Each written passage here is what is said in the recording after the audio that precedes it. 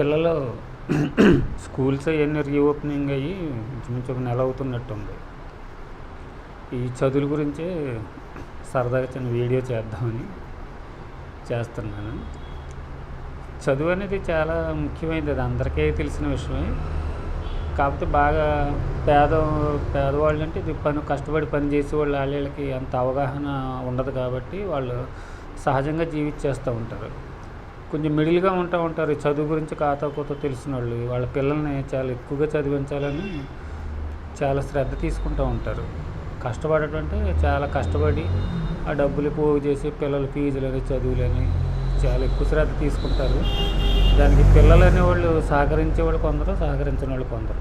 మనం చూస్తూ ఉంటాం, చాలా పేద కుటుంబంలో వచ్చిన వాళ్ళు చాలామంది మంచి మంచి ఉద్యోగాలు, ఇప్పుడు మన ఫోన్లు వచ్చిన తర్వాత అన్నీ తెలుస్తున్నాయి కదా, ఎంఆర్ఓ అయ్యారని, ఎస్ఐ అయ్యారని, ఇంకా కలెక్టర్ అయ్యారని.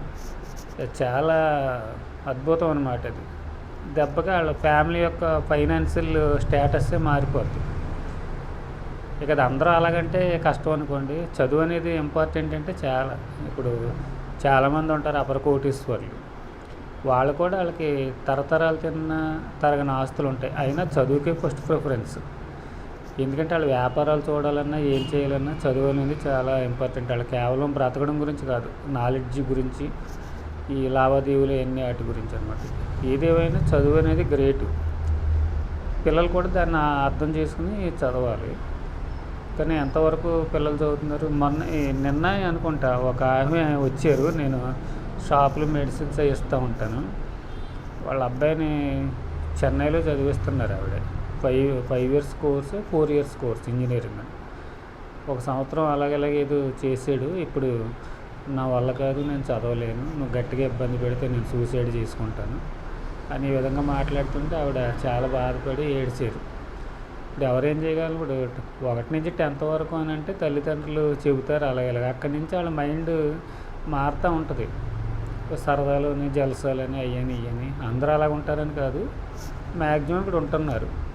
బండి కొనిమ్మని, పెద్ద పెద్ద సెల్ ఫోన్లు కొనిమ్మని, వీళ్ళ స్థితి చూసి కూడా వాళ్ళు మారే అవకాశం కనిపించట్లేదు. ఆవిడ ఇలా బాధపడ్డారు.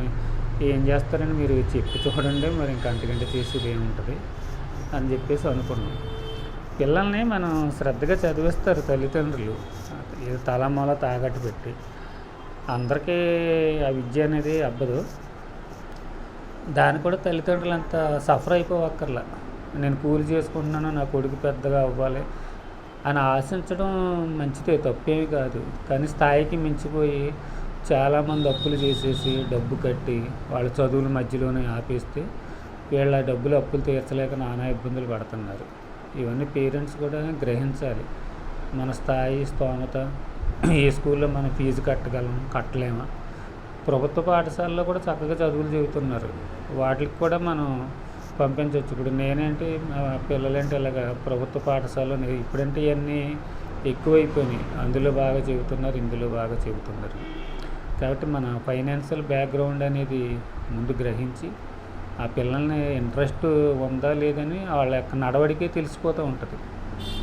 బాగా చదివే పిల్లలకి తల్లిదండ్రులే కాదు, బయట ఎంతోమంది మహానుభావులు చేయూతనిచ్చేవాళ్ళు ఉన్నారు, వాళ్ళందరికీ హ్యాట్స్ ఆఫ్.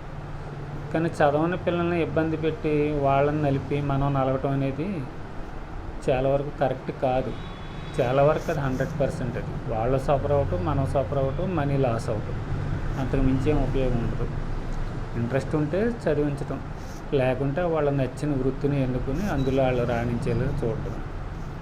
దీని మీద బ్యాడ్ కామెంట్లు ఏమీ పెట్టక్కర్లేదు. ఇది ఏదైనా చూస్తే కాకపోతే ఉపయోగపడవచ్చు, అంతకు మించి ఏమి ఉండదు.